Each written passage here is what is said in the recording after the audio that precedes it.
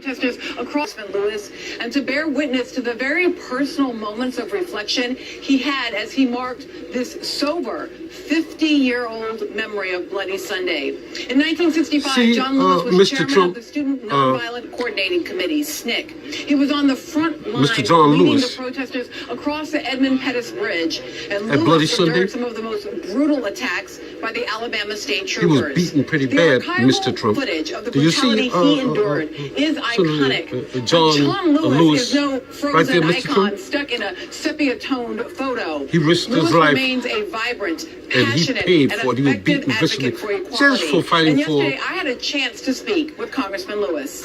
African Americans' right to vote, Mr. Trump. Even though I usually don't comment on your remarks, I don't pay him any attention, but in this instance, I think it's going to get pretty hot, Mr. Trump. Sacred. It is the most powerful, non-violent instrument or tool we have in our democratic society. And we wanted to use it. We wanted to be able to have some sense, some control over our own destiny. Sometimes when we talk about courage, we talk about courage as though there is no fear. As you, as the other protesters, as you marched in that orderly, nonviolent fashion across that bridge and faced those police officers, were you afraid? I was not afraid. Growing up, I saw the signs. I didn't like the signs. I was inspired by Rosa Parks and Martin Luther King Jr. I lost all sense of fear. On that day and days earlier, I was prepared to die for what I believed in. Someone, someplace, at some time, had to stand up and say, we're not afraid. You may jail us. You may beat us. And that's what they did, Mr. Trump. We're not going to give up. A society that brings people here. My last question. To work 15 to 16 hours, 6 days a week, and sometimes 7. What has happened to the Voting Rights Act at this point? Again, 15 to 16 hours a day, beaten, raped, lied on. Well, I tell you, when the Supreme Court made the decision to gut Mr. Trump, this man was there. Stabbed the Voting Rights Act in the heart. You said do nothing. No, he was there. I think you rile up some people in Atlanta. And Atlanta is not a poor city. Mr. Trump, some of the richest African Americans, well, we'll let them do the talking. The brutality endured by the brave foot soldiers on Bloody Sunday is not the end of the story. American lawmakers did not simply see the violence and begin drafting a Voting Rights Act.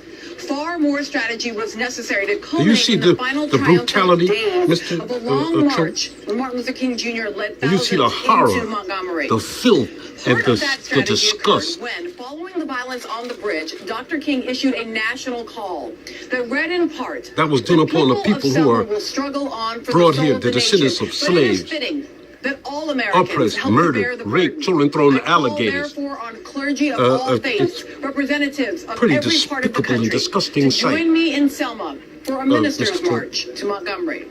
And come they did. Pastors, priests, that's right. nuns, and rabbis, black and white, we like is some of the greatest Americans and the richest did not continue to Montgomery. actors, the group congressmen, the bridge, knelt in all prayer, nationalities and ethnic groups were out there marching. White, some of my favorite actors who white were there. But even though they turned around on that bridge, those willing allies from across the country were critically important to the larger strategy of the movement. Together, this multiracial, interfaith group standing together in the Jim Crow South dramatized that voting rights are an issue for every American. Mr. Trump, or shall I say, President-elect Trump, this is all truth speaking. I just want to take a few minutes of people's time to expound on your statement where you said that Let me read this. Congressman John Lewis should spend more time on fixing and helping his district, which is in horrible shape and falling apart, not to mention crime infested, rather than falsely complaining about the election results. All talk, talk, talk, no action or results. Sad, Trump tweeted Saturday. Which happened with more disgraceful and disgusting to fall on Dr. Martin Luther King federal holiday weekend. You know, I like to say, Mr. Trump, do you know what you're talking about? Now, do I agree with everything Mr. Lewis does? No, I don't. But I will say this. This man fought and fights for what he believes in. Do you know about Bloody Sunday, the March Over the Bridge with Dr. Martin Luther King? Do you know John Lewis was there? I think that the terminology that came out of your mouth, do nothing, does that apply to yourself? Because it certainly doesn't apply to John Lewis. That man is an actual civil rights fighter, just like Bernie Sanders. As a matter of fact, he walked with Dr. King, and there's actual footage of this man getting beat down almost to death just for fighting for an oppressed descendants of slaves to have the right to vote, Mr. Trump. You know, usually I'll tell you like this, I don't trust politicians because I've said all along, and I found it to be true. Most politicians are as full of crap as a constipated elephant. All talk and no action. Ready to go start a war someplace, to go take over somebody else's country, the people that are oppressed, to steal their natural resources. Not all, but for the most part, an awful lot of them. So I don't waste my time. But in this case, I was asked to do this. Now, when he said that he will not be at the inauguration, and the other comment, he don't accept you as a legitimate president, and he won't be showing up. Okay, that's the way this man feels. Okay, if matter of fact, Mr. President-elect, let's knock that out the park. Maybe we should all talk about what the heck we know about, or if not, keep our big mouths shut. Now that could apply to everyone here in this situation. But to tell everyone to open your mouth and tell everybody on earth that this man is a do-nothing. But do you see, you alarmed mostly all the pastors in Atlanta. See, Atlanta is not a poor, broke city. Do you know how many well-to-do, educated African-American and people of color in Atlanta? Did you read the Atlanta paper? It says Atlanta to Trump. Wrong. Talking about district.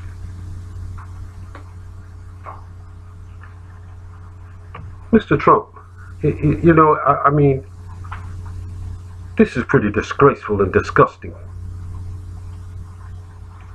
Now, at this point, you have more and more people that are talking about complete and total separation of the races, that African Americans who were brought here 400 years, fought in every war. The first man killed in the Revolutionary War was a black man by the name of Christopher Sadix. Most of these things aren't taught in school, and to black people, children, Mr. Trump. I had an uncle who fought in World War II, who was there December 7th, 1941, when the bombs dropped, Mr. Trump.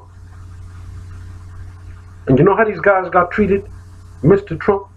See, they didn't have any inherited wealth. They weren't allowed to, because every time blacks had a progressive community, Wilmington on fire.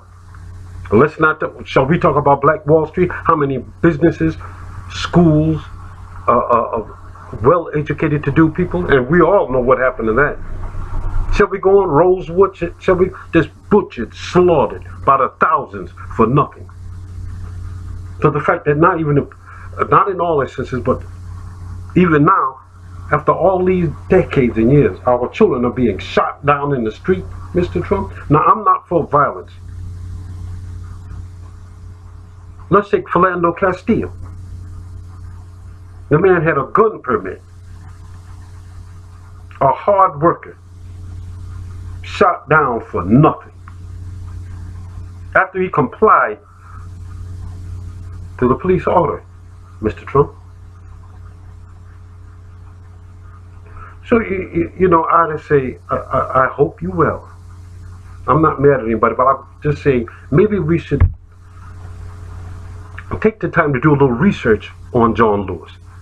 The man is an actual civil rights fighter and a legend for the cause. Do I agree with everything he did? Let's talk about now what he said about Bernie Sanders. No, I didn't agree with that at all. I believe Bernie Sanders was the best choice, but that was sunk and stabbed. He was stabbed in the back. But anyway, Mr. Trump, maybe you should do a little reading on John Lewis. You know how many times that man was beaten just to have, not to get any unearned benefits, but just for the rights of black people, which was destroyed by your politicians. Look at the policy of benign neglect, brought on by Daniel Patrick Moynihan to Richard Nixon. That just stopped the civil rights in this cause. As we know it, that is. So I just want to tell you, Mr. Trump, maybe you should read on John Lewis. And my message to the African American community, build your own. Stop sending your children to other people that don't like you, to another community to work. Let's get our own, let's build up our own community. Start businesses where we can employ ourselves like everybody else do. Because America is way over 20. It's actually $60 trillion in debt. There is no money. Do you understand?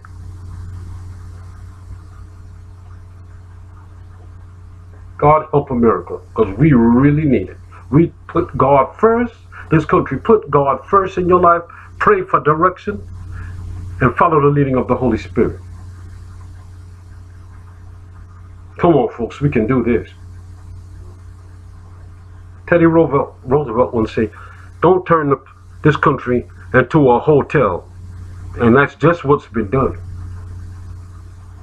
We need help. People come here the right way. That's all I'm saying. God bless you, folks. God bless. We need help. This country needs God now. Pray for this country, folks.